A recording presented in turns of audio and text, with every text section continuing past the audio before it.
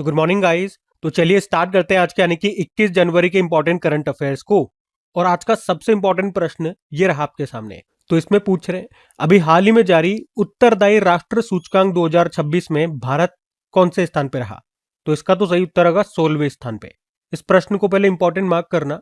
आपको याद आ रहा होगा ये प्रश्न हम ऑलरेडी पहले पढ़ चुके हैं। जहां मैंने आपको बताया था पहली बार ये इंडेक्स जारी होगा, 19 तारीख को ये जारी होगा, फिर मैं आपको रैंकिंग वगैरह आएगी तब बताऊंगा। तो ये वही इंडेक्स है। याद आया? चलो एक बार फिर मैं आपको बताता हूँ, अच्छे से समझना है इसको। ये है रेस्पॉन्सिबल नेशन इंडेक्स, जिसे हिंदी में आप बोलेंगे उत्तरदायी राष्ट्र सूचकांक। तो हमने कहा ये एक नया ग्लोबल इंडेक्स है, वैश्विक सूचकांक है।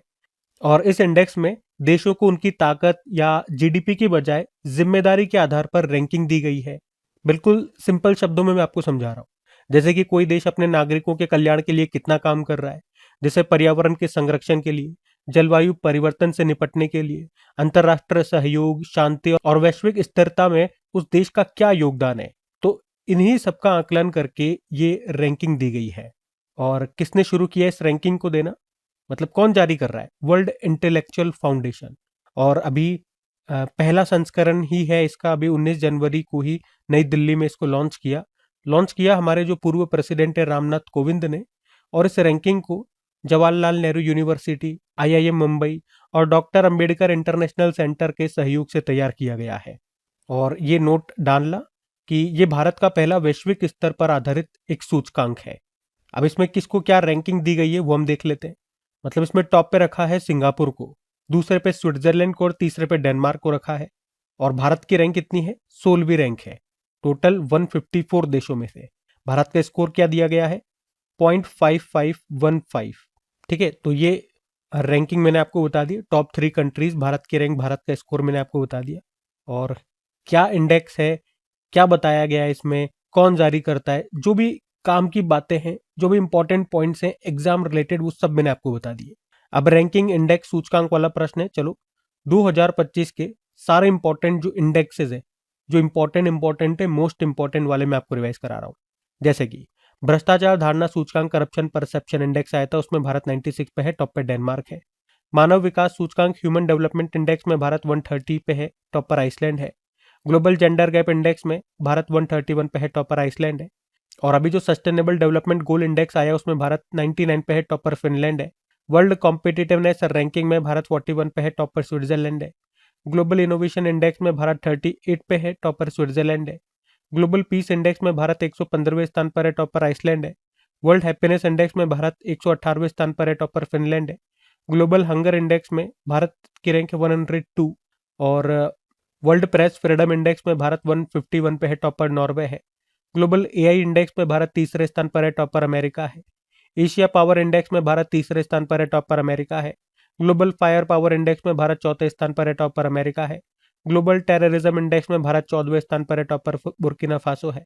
जलवायु परिवर्तन प्रदर्शन सूचकांक में भारत 23वें स्थान पर रहा, पहले दूसरे तीसरे पे कोई नहीं है, चौथे पे डेनमार्क है। ऊर्जा संक्रमण सूचकांक एनर्जी ट्रांजिशन इंडेक्स में भारत 71 पे है, टॉप पर स्वीडन है। ठीक है, सारे इंपॉर्टेंट इंडेक्सेस है, ध्यान में होने चाहिए सारे आपको। हम अगला प्रश्न देखते हैं। फिर अगले में देखो, अगले में पूछ रहे हैं अभी हाल में किसे पद्म पाणि पुरस्कार से सम्मानित किया गया। तो सही उत्तर होगा इलैया राजा को। तो महान संगीतकार इलैया राजा, इनको अभी 11वें अजंता एलोरा अंतरराष्ट्रीय फिल्म फेस्टिवल 2026 में प्रतिष्ठित पद्म पाणि लाइफ टाइम अचीवमेंट पुरस्कार से सम्मानित किया जाएगा। और ये जो 11वां अजंता एलोरा अंतरराष्ट्रीय फिल्म फेस्टिवल है ना, इसका आयोजन होगा अभी 28 जनवरी से लेके 1 फरवरी तक। और उसी दौरान इनको ये सम्मान मिलेगा। और इस फिल्म फेस्टिवल का आयोजन कहाँ पर होता है? महाराष्ट्र के छत्रपति संभाजी नगर में, जिसको पहले औरंगाबाद के नाम से जानते थे। बाकी पद्म पाणि पुरस्कार की बात करें तो ये पुरस्कार उन व्यक्तियों को दिया जाता है जिन्होंने भारतीय सिनेमा और कला के क्षेत्र में असाधारण योगदान दिया है। और इस पुरस्कार का जो नाम है वो भी आपको बता दूं, अजंता एलोरा गुफाओं में पाई जाने वाली एक चित्रकारी है, उसी के नाम पर इस पुरस्कार का नाम रखा गया है। इसमें सर्टिफिकेट वगैरह देते हैं और साथ में नगद पुरस्कार 2 लाख रुपए का दिया जाता है। लास्ट ईयर 2025 का भी आपको बता दूं, ये पुरस्कार साईं परांजपे को दिया गया था, ये भी हमने पढ़ा था तब। और अभी 2026 वाला किसको दिया जा रहा है? इलैया राजा को दिया जा रहा है। इलैया राजा मैंने आपको बताया ये एक संगीतकार हैं, तमिलनाडु से बिलोंग करते हैं। 2010 में पद्म भूषण इनको मिल चुका है, 2018 में पद्म विभूषण इनको मिल चुका है। ठीक है, तो पद्म पाणि पुरस्कार का संबंध मतलब अभी किसको दिया जा रहा है, इलैया राजा को, ये आपको ध्यान रखना है। बाकी सारी बात मैंने आपको बता दी पॉइंट टू पॉइंट। अब अवार्ड्स वाला प्रश्न पुरस्कार वाला है प्रश्न, तो कुछ इंपॉर्टेंट पुरस्कार मैं आपको चलो रिवाइज करवाता हूँ। अभी आपको याद होना चाहिए 34वां जो सरस्वती सम्मान दिया गया था 2024 के लिए, दिया 2025 में ही गया था साधु भद्रेश दास को, जो संस्कृत विद्वान है, उनकी पुस्तक स्वामी नारायण सिद्धांत सुधा के लिए। विंडहैम कैंपबेल पुरस्कार 2025 राणा दास गुप्ता को दिया गया, भारतीय मूल के ब्रिटिश लेखक है। राष्ट्र समुद्र वरुण पुरस्कार राजेश उन्नी को, समुद्री क्षेत्र में भारत का सर्वोच्च सम्मान है ये। सुदर्शन पटनायक को फ्रेड डॉरिंगटन पुरस्कार मिला और ये पुरस्कार पाने वाले पहले भारतीय बने, इंग्लैंड में दिया गया था। और पी शिवकामी वर्चुअल दलित साहित्य पुरस्कार 2025 मिला। प्रधानमंत्री नरेंद्र मोदी को श्रीलंका का जो सर्वोच्च सम्मान मिला उसको कहते हैं मित्र विभूषण। टोक्यो में लीजेंड्स ऑफ एंडोस्कोपी पुरस्कार मिला डॉक्टर डी नागेश्वर रेड्डी को। किस राज्य को आधार कार्यान्वयन में उत्कृष्टता के लिए 2 UIDAI पुरस्कारों से सम्मानित किया गया, तो Meghalaya. World economic forum global young leader का जो अवार्ड है अभी 2025 में दिया गया था, किस मंत्री को दिया गया था, तो आंसर होगा राम मोहन नायडू। कौन सा मंत्रालय है इनके पास, केंद्रीय मंत्री हैं ये, जो नागरिक उड्डयन मंत्रालय एविएशन मिनिस्ट्री है। World press photo of the year 2025 चुना गया था, समर अबू एलोफ को, फिलिस्तीनी फोटोग्राफर है ये। ठीक है, ध्यान रखना ये। अगला प्रश्न देखते हैं। फिर अगले में पूछ रहे हैं कि अभी हाल ही में किस राज्य में आमे पड़ीबा आमा भासारे योजना शुरू की, तो आंसर होगा उड़ीसा ने। तो अभी उड़ीसा सरकार ने ये आमे पड़ीबा आमा भासारे योजना को शुरू किया है। इस योजना का अर्थ हो गया, मतलब हो गया इसका, हम अपनी भाषा में पढ़ेंगे। आमे पड़ीबा हम पढ़ेंगे, आमा भासारे हमारी भाषा में। तो आप कह सकते हो ये एक शिक्षा योजना है जो कि 5 सालों के लिए शुरू की गई है। तो इस योजना का उद्देश्य है कि जो 3 साल से लेके 6 साल तक के जो बच्चे हैं, उन बच्चों को उनकी जो शुरुआती शिक्षा है, उनकी जो प्रारंभिक शिक्षा है, एजुकेशन है, उसको उनकी मातृभाषा में ही दें, जिससे वो उसे जल्दी ग्रेस्प करेंगे, जल्दी पकड़ेंगे, जल्दी सीखेंगे। तो ये इसका मुख्य उद्देश्य है। इस योजना को अभी उद्घाटन किया इसका उड़ीसा के जो उप मुख्यमंत्री हैं प्रभाती परिदा ने। और इस योजना के पहले चरण में राज्य के 6 जिलों की 6 आदिवासी भाषाओं में इसको लागू किया गया है। ठीक है, अब ये योजना वाला प्रश्न है। तो पहले तो मैं आपको कुछ इंपॉर्टेंट योजनाएं रिवाइज कराऊंगा जो भी न्यूज में रही हैं, उसके बाद उड़ीसा भी लेकर के चलूंगा। तो पहले योजनाएं पढ़ते हैं हम, मतलब रिवाइज करते हैं। आपको याद होगा भारत सरकार ने देश में किशोरियों को कौशल प्रदान करने और सशक्त बनाने के लिए नव्या योजना शुरू की और इसे भी पायलट प्रोजेक्ट के तौर पर उत्तर प्रदेश के सोनभद्र में शुरू किया गया। विद्या शक्ति पहल को आंध्र प्रदेश में शुरू किया गया। आदि कर्मयोगी पहल को जनजातीय मंत्रालय ने शुरू किया, जिसके मंत्री हैं जुएल ओराम। सभी ग्राम पंचायतों में विवाह मंडप योजना को किसने मंजूरी दी, बिहार ने। जन सुरक्षा संतुष्टि अभियान गुजरात में शुरू हुआ। राजभवन अन्न धन योजना गोवा में।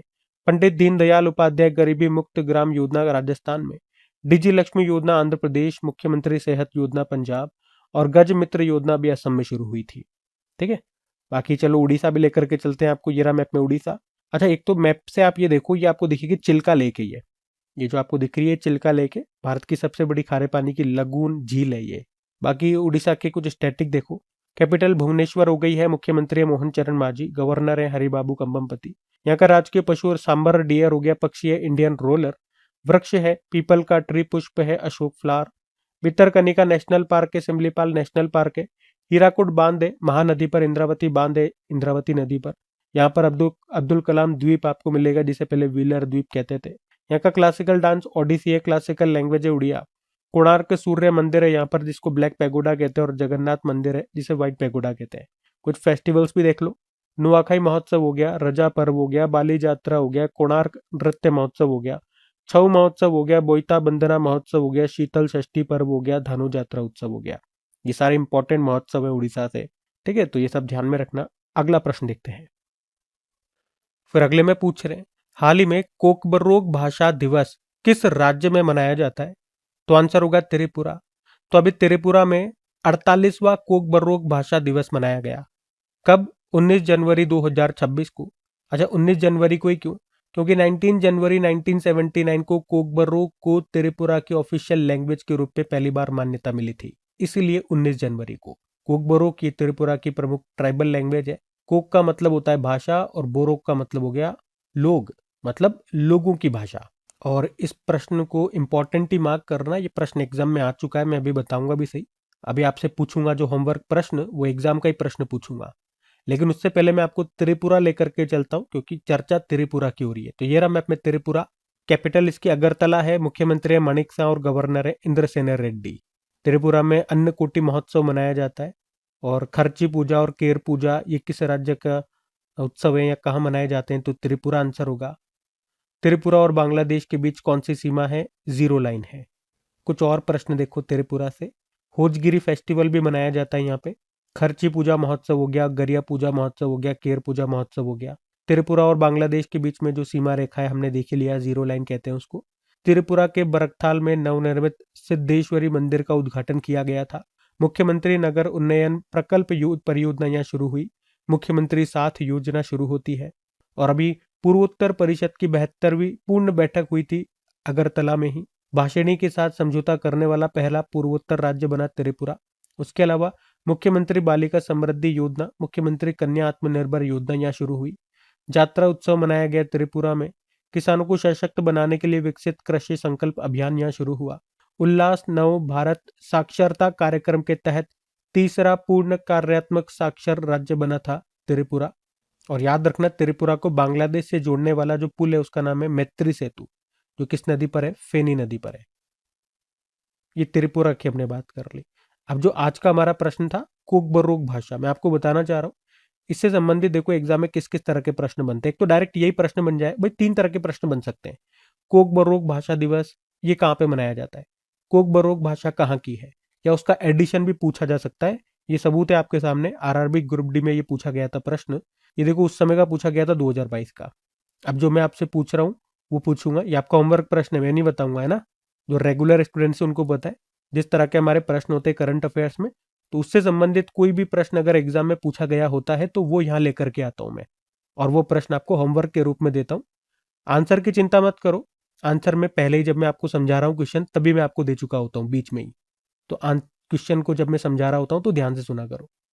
और मैं ये पहले भी कई बार बता चुका हूँ, ये इस तरह के होमवर्क प्रश्न देने का मेरा उद्देश्य है कि पहले तो आपको ये पता लगे जो हम प्रश्न पढ़ रहे हैं भैया, तो वो फालतू प्रश्न नहीं है, अच्छे प्रश्न है, एग्जाम में यहाँ से प्रश्न बन जाते हैं।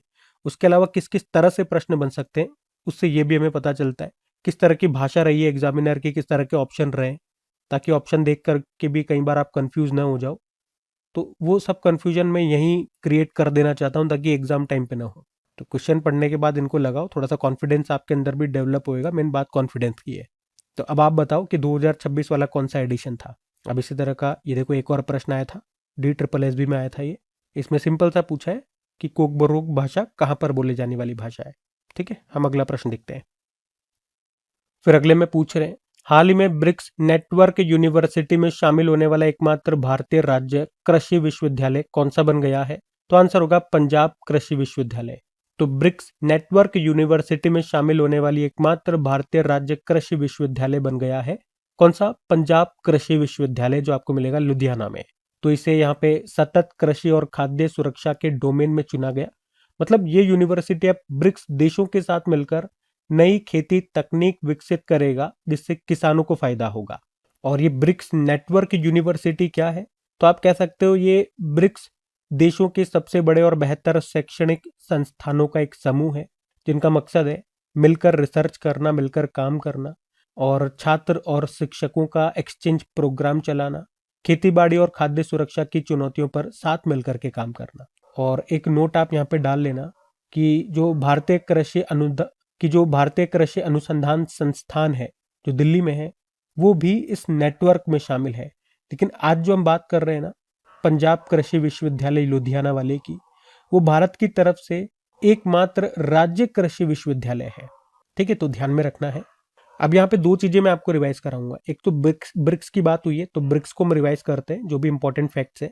उसके बाद कुछ और यूनिवर्सिटीज जो किसी न किसी कारण से न्यूज में बनी हुई हैं, वो मैं आपको रिवाइज कराऊंगा। देखो, ब्रिक्स की जो स्थापना है 2001 में हुई थी, 4 देशों ने मिलकर के की थी। ब्राजील, रशिया, इंडिया और चाइना ने। फिर 2010 में साउथ अफ्रीका इसमें शामिल हुआ था। इसकी जो पहली बैठक है वो 2009 में हुई थी यकिंतबर्ग, रशिया में। और 2024 में इसका 16वां जो बैठक हुआ था, 16वीं समिट को होस्ट किया था रशिया ने। और 2025 में 17th इसकी समिट हुई थी अभी रियो डी जेनेरियो, ब्राजील में। अब इसकी 18वीं जो बैठक होगी, यानी कि 18वां जो ब्रिक्स समिट होगा 2026 में, उसको भारत होस्ट करेगा। एडिशन जरूर याद रखना, ठीक है, 18th नंबर का एडिशन। इसलिए मैंने लगातार तीनों सालों के आपको बता दिए। कई बार एग्जाम में मैच द फॉलोइंग करके भी आ जाता है कि बताओ 18वीं कहाँ, 17वीं कहाँ, इस तरह से, तो वो भी आप लगा सको। तो लगातार तीनों सालों के मैंने आपको बता दिए। और 2024 में इसमें 5 नए देश शामिल हुए थे। वैसे 6 होने थे, यूएई, ईरान, इजिप्ट, इथोपिया, एक सऊदी अरब और एक अर्जेंटीना। अर्जेंटीना में सरकार बदल गई थी तो इन्होंने तुरंत मना कर दिया था। फिर बाद में सऊदी अरब ने भी मना कर दिया, तो फाइनली 4 ही शामिल हुए थे, 4 हुए थे शामिल।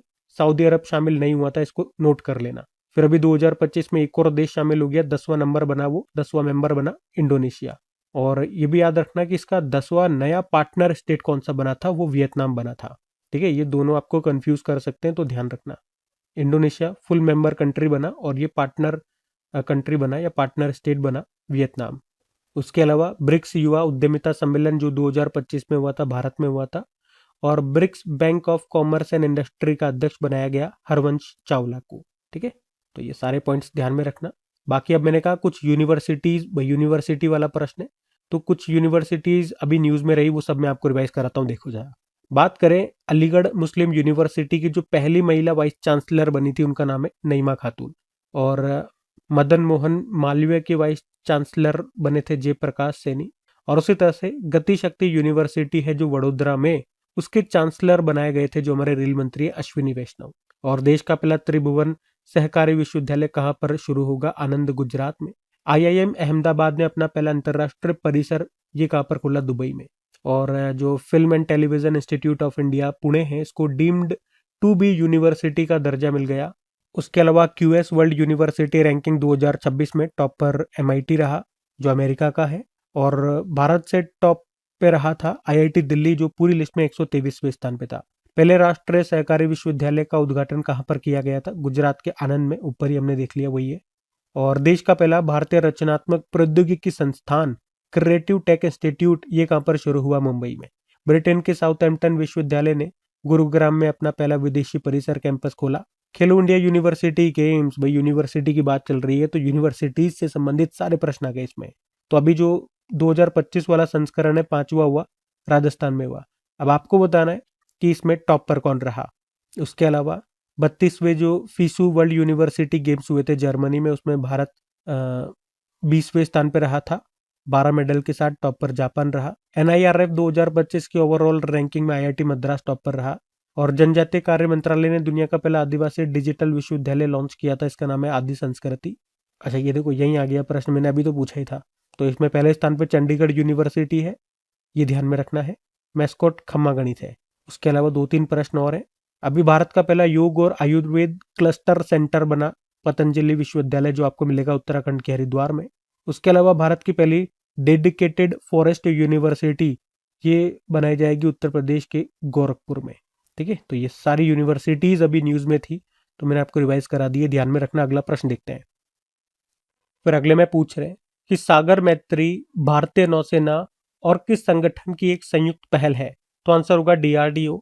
तो सागर मैत्री याद रखना कि भारतीय नौसेना और डीआरडीओ की एक संयुक्त समुद्री पहल है, जिसका उद्देश्य क्या है, हिंद महासागर क्षेत्र के देशों के साथ वैज्ञानिक सहयोग को बढ़ाना और समुद्री डेटा का संग्रह करना।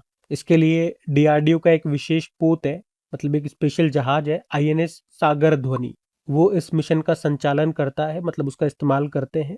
तो ये जो पोत है सागर ध्वनि, ये अत्याधुनिक उपकरणों से लैस है और इसी की सहायता से हिंद महासागर में समुद्री सर्वेक्षण और वैज्ञानिक मिशन किए जाते हैं इस सागर मैत्री के तहत। और अभी जो हमारा दक्षिणी नौसेना कमान है कोच्चि में, वहां से इस आईएनएस सागर ध्वनि को अभी रवाना किया गया। और याद रखना, इसमें ये 1962 से 1965 के अंतर्राष्ट्रीय हिंद महासागर अभियान के दौरान आईएनएस कृष्णा द्वारा तय किए गए मार्गों का अनुसरण करता है और हिंद महासागर देशों के साथ वैज्ञानिक सहयोग और समुद्र विज्ञान अनुसंधान को मजबूत करता है। ये जो सागर मैत्री है ना, ये आप कह सकते हो भारत की जो सागर इनिशिएटिव है, सागर पहल है, उसी का एक हिस्सा है। अब सागर की भी बात कर लेते हैं। जो सागर इनिशिएटिव है ये क्या है? पहले तो इसकी फुल फॉर्म याद रखना, एग्जाम में पूछी जा चुकी है। Security and growth for all in the region, क्षेत्र के सभी के लिए सुरक्षा और विकास। ये शुरू हुई थी 2015 में, जिसका उद्देश्य क्या है? हिंद महासागर क्षेत्र में समुद्री सहयोग, सुरक्षा और आर्थिक विकास को बढ़ावा देना। ठीक है, तो ये सागर प्रश्न मैंने यहाँ पे लिखा भी हुआ है, देखो एग्जाम में पूछा गया प्रश्न है। अब जब मैं आपको चीजें समझाता हूं तो अभी पता लगेगा कितना ध्यान से सुनते हो आप लोग। अभी प्रश्न पूछूंगा मैं आपका यहीं से जो आपका एग्जाम में आया था, लेकिन उससे पहले डीआरडीओ की बात हुई है तो डीआरडीओ के बारे में जानते हैं। डीआरडीओ मतलब defence research and development organisation. स्थापना होती है 1958 में, मुख्यालय नई दिल्ली में है। चेयरमैन है वर्तमान में समीर वी कामत। पहले चेयरमैन कौन थे? दौलत कोठारी। मोटो होता है strength originates in knowledge बलस्य मूलम विज्ञानम। और डीआरडीओ दिवस जो 1 जनवरी को मनाते हैं, क्योंकि स्थापना 1 जनवरी 1958 को ही होती है। अभी आपको याद होगा भारत में स्वदेशी रूप से विकसित Pinaka long range guided rocket, इसका पहला सफल उड़ान परीक्षण किया गया था। 120 मतलब 120 किलोमीटर इसकी रेंज है।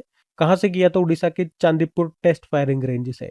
और डीआरडीओ ने अभी सैनिकों के लिए एक पोर्टेबल जल शुद्धिकरण प्रणाली स्वदेश को भी लॉन्च किया था।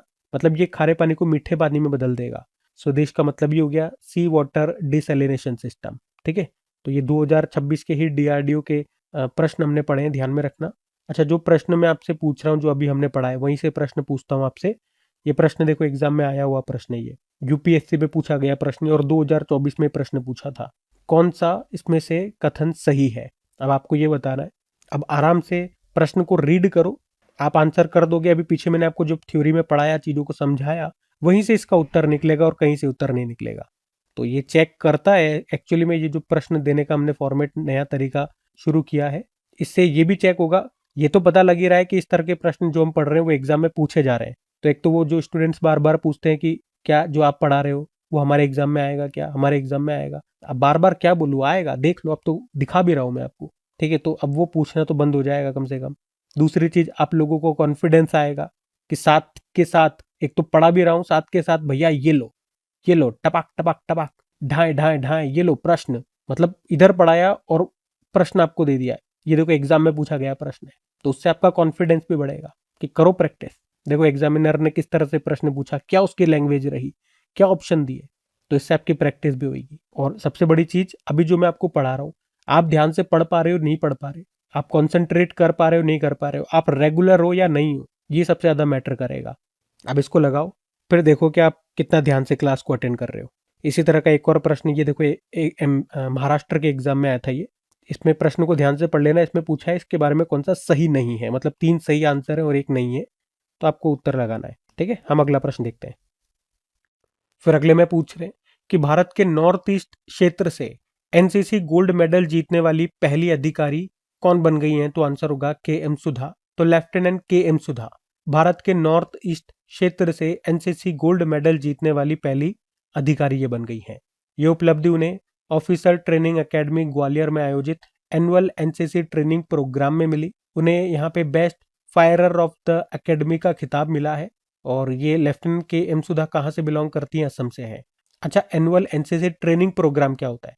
तो ये प्रोग्राम एनसीसी का एनुअल ट्रेनिंग प्रोग्राम होता है, जिसमें एनसीसी ऑफिसर्स को मिलिट्री ट्रेनिंग, एकेडमिक ट्रेनिंग और लीडरशिप स्किल से रिलेटेड ट्रेनिंग दी जाती है। और एनसीसी तो आप बचपन से सुनते आ रहे हो, नेशनल कैडेट कॉर्प। ये भारत का एक यूथ डेवलपमेंट ऑर्गेनाइजेशन है, जो स्कूल कॉलेजेस के जो बच्चे होते हैं, जो छात्र होते हैं, उनको आर्मी, नेवी, एयरफोर्स की बुनियादी ट्रेनिंग दी जाती है, ताकि उनमें डिसिप्लिन, लीडरशिप, पेट्रियोटिज्म यानी कि देशभक्ति और रेस्पॉन्सिबल सिटीजन उनको बनाया जा सके। जिसकी स्थापना होती है एनसीसी की 1948 में, मुख्यालय नई दिल्ली। और डायरेक्टर जनरल कौन है? वीरेंद्र वत्स। अच्छा, अभी 2-3 महिलाएं और न्यूज में थी, मैं आपको वो भी रिवाइज कराता हूँ। एक तो हमने पढ़ा था अभी, पॉलोस मार ग्रेगोरियस अवार्ड दिया गया था किसे? डॉक्टर टेसी थॉमस को, जो कि मिसाइल वुमेन ऑफ इंडिया कही जाती है। व्हील चेयर पर सवार होकर अंतरिक्ष यात्रा करने वाली पहली व्यक्ति बनी कौन? माइकेला बेथॉन्स, जो जर्मनी से हैं। अभी ब्लू ओरिजिन के न्यू शेफर्ड रॉकेट पर सवार होकर के ये अंतरिक्ष में गई थी। और इंडियन मिलिट्री एकेडमी, जो देहरादून उत्तराखंड में है, उसके 93 साल के इतिहास में पास होने वाली पहली महिला अधिकारी बनी थी सई जादव, महाराष्ट्र से हैं। बांग्लादेश की पहली महिला प्रधानमंत्री खालिदा जिया का निधन हो गया। और ये लेटेस्ट पड़ा था स्वाति शांता कुमार, भारतीय सेना के अधिकारी हैं और अभी इनको संयुक्त राष्ट्र महासचिव पुरस्कार मिला था। ठीक है, तो ये सारी महिलाएं अभी न्यूज में थी, ध्यान में रखना। अगला प्रश्न देखते हैं। फिर अगले में पूछ रहे हैं, अभी हाल ही में पलानीवेलु गट्स के हिंदी संस्करण का विमोचन अभी किसने किया? तो ये एक पुस्तक है, इसका हिंदी में अभी अनुवादित जो संस्करण है उसका विमोचन किया, लॉन्च किया हमारे वाइस प्रेसिडेंट सीपी राधाकृष्णन ने। ठीक है, तो याद रखना सिंपल सा कि हमारे जो वाइस प्रेसिडेंट है सीपी राधाकृष्णन, अभी उन्होंने प्रख्यात सर्जन डॉक्टर सी पलानीवेलु की आत्मकथा बायोग्राफी है पलानीवेलु गट्स, इसका भी हिंदी संस्करण को लॉन्च किया है। तो पलानीवेलु ये भारत के एक प्रसिद्ध लेप्रोस्कोपिक सर्जन है, तमिलनाडु से बिलोंग करते हैं और उन्हीं की ऑटोबायोग्राफी है ये गट्स। ये जो पलानीवेलु है ये बताते हैं कि शुरुआती दिनों में वो मलेशिया में मजदूर थे, मजदूर के रूप में उन्होंने काम किया और फिर वो अपनी मेहनत से इस मुकाम पर पहुंचे, यानी कि एक फेमस डॉक्टर बने, सर्जन बने। मतलब कितनी कठिनाइयों के बावजूद भी अपनी दृढ़ इच्छा शक्ति और समर्पण से वो एक डॉक्टर बने। तो ये जो आत्मकथा है उनके उद्देश्य, साहस, दृढ़ता और करुणा के बारे में बताती है। अब ये बुक वाला ही तो प्रश्न एक तरह से, तो चलो कुछ बहुत दिन भी हो गए, बुक्स हमने रिवाइज नहीं करी है, इस बहाने बुक्स रिवाइज कर लेते हैं। देखो एक बुक आई थी, the remarkable life of the only Muslim women in the constituent assembly. ये भी ऑटोबायोग्राफी है। किसकी ऑटोबायोग्राफी है भैया? बेगम कुदसिया रसूल की। वे भारत का संविधान का मसौदा तैयार करने वाली संविधान सभा की एकमात्र मुस्लिम महिला सदस्य थी। ये स्टैटिक प्रश्न बन सकता है, ध्यान में रखना। भारत दैट इज इंडिया को लिखा अभिजीत जोग ने। The 11th hour quintet of stories को सलमान रुश्दी ने। Kashmir in the line of fire Ranjan Mahajan. When it all began Rakesh Maria. सनातन संस्कृति की अटल दृष्टि, अटल जी के ऊपर ये बुक है, वासुदेव देवनानी ने लिखा, जो कि राजस्थान विधानसभा के अध्यक्ष हैं। लॉन्च किया तो वाइस प्रेसिडेंट सीपी राधाकृष्णन ने। द ग्रेट सैंक्शन हैक, ये इंपॉर्टेंट बुक है, हमारे आरबीआई के पूर्व गवर्नर उर्जित पटेल ने लिखा। मोदी युग में भारत का आर्थिक सशक्तिकरण, सिकंदर कुमार ने। My idea of nation first को उदय माहुरकर ने, इसको लॉन्च किया हमारे सड़क मंत्री नितिन गडकरी ने। महामना वांग्मय, ये पंडित मदन मोहन मालवीय के लेखन और भाषणों का संग्रह है, दूसरा एडिशन है, इसको लॉन्च किया था वाइस प्रेसिडेंट ने ही। In the service of the nation reflection of a bureaucrat को प्रताप सिंह ने लिखा है। ठीक है, तो ये सब ध्यान में रखना। अगला प्रश्न देखते हैं। फिर अगले में पूछ रहे हैं, हाल ही में जारी एशिया विनिर्माण सूचकांक 2026 में भारत इसमें कौन से स्थान पर है?